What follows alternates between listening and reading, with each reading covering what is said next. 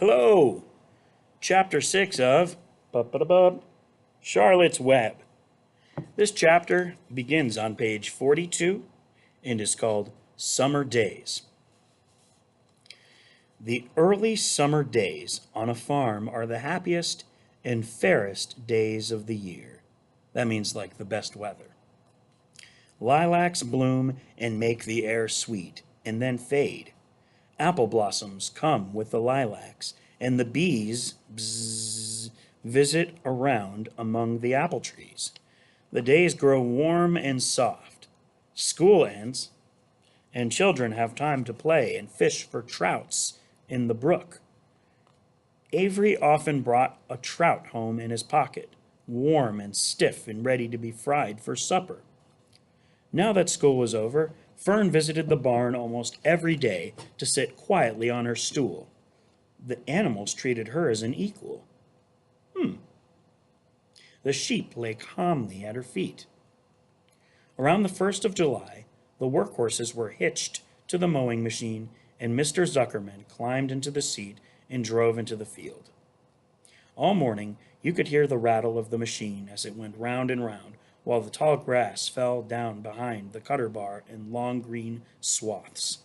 Next day, if there was no thunder shower, all hands would help rake and pitch and load, and the hay would be hauled to the barn in the high hay wagon, with Fern and Avery riding at the top of the load. Then the hay would be hoisted, sweet and warm, into the big loft, until the whole barn seemed like a wonderful bed of timothy and clover. It was fine to jump in, and perfect to hide in, and sometimes Avery would find a little grass snake in the hay and would add it to the other things in his pocket. Early summer days are a jubilee time for the birds. In the fields, around the house, in the barn, in the woods, in the swamp, everywhere love and songs and nests and eggs. From the edge of the woods, the white-throated sparrow, which must come all the way from Boston, calls, "Oh, Peabody, Peabody, Peabody!" On an apple bough, the phoebe teeters and wags its tail and says, "Phoebe, Phoebe!" The song sparrow, who knows how brief and lovely life is, says, "Sweet, sweet interlude, sweet, sweet, sweet interlude." If you enter the barn, the swallows swoop down from their nests and scold. "Cheeky, cheeky," they say. In early summer, there are plenty of things for a child to eat and drink and suck and chew. Dandelion stems are full of milk. Clover heads are loaded with nectar. The Frigidaire is full of ice-cold drinks. Everywhere you look is life.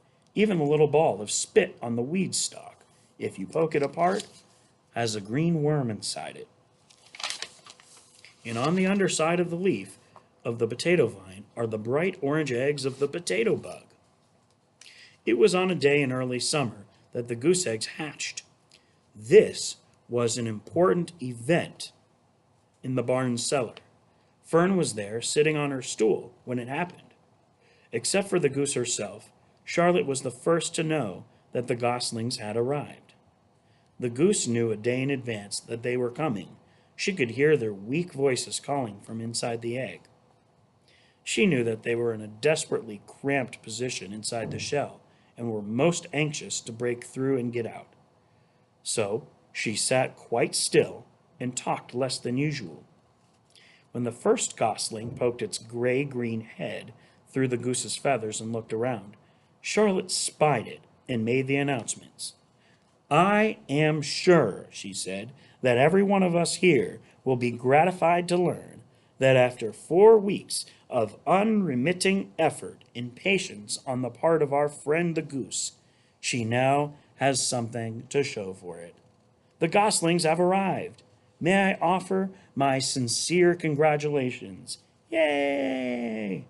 "Thank you, thank you, thank you," said the goose, nodding and bowing shamelessly. "Thank you, thank you, thank you."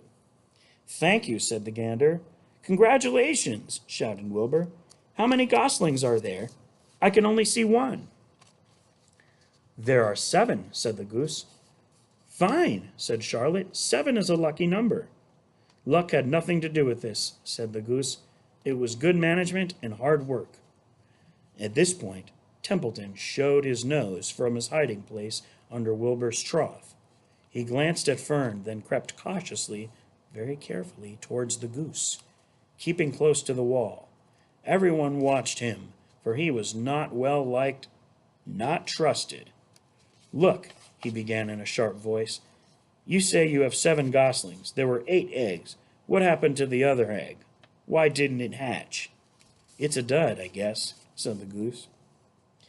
What are you going to do with it? Continued Templeton, his little round beady eyes fixed on the goose. You can have it, replied the goose. Roll it away and add it to that nasty collection of yours. Templeton had a habit of picking up unusual objects around the farm and storing them in his home. He saved everything. Certainly, said the gander. You may have the egg, but I'll tell you one thing, Templeton. If I ever catch you oking your ugly nose around our goslings, I'll give you the worst pounding a rat ever took. And the gander opened his strong wings and beat the air with them to show his power. He was strong and brave, but the truth is, both the goose and the gander were worried about Templeton, and with good reason. The rat had no morals, no conscience, no scruples, no consideration, no decency, no milk of rodent kindness, no compunctions, no higher feeling, no friendliness, no anything. He would kill a gosling if he could get away with it. The goose knew that. Everybody knew it. With her broad bill, the goose pushed the unhatched egg out of the nest, and the entire company watched in disgust while the rat rolled it away. Even Wilbur, who could eat almost anything, was appalled. Imagine wanting a junky old rotten egg, he muttered. A rat is a rat, said Charlotte. She laughed a tinkling little laugh. But, my friends, if that ancient egg ever breaks, this barn will be untenable. What's that mean? Asked Wilbur. It means nobody will be able to live here on account of the smell. A rotten egg is a regular stink bomb. I won't break it, snarled Templeton. I know what I'm doing. I handle stuff like this all the time. He disappeared into his tunnel, pushing the goose egg in front of him. He pushed and nudged till he succeeded in rolling it to his lair under the trough. That afternoon, when the wind had died down and the barnyard was quiet and warm, the gray goose led her 7 goslings off the nest and out into the world. Mr. Zuckerman spied them when he came with Wilbur's supper. Well, hello there, he said, smiling all over. Let's see. 1, 2, 3, 4, 5, 6, 7. 7 baby geese. Now, isn't that lovely? And that is the end of chapter 6.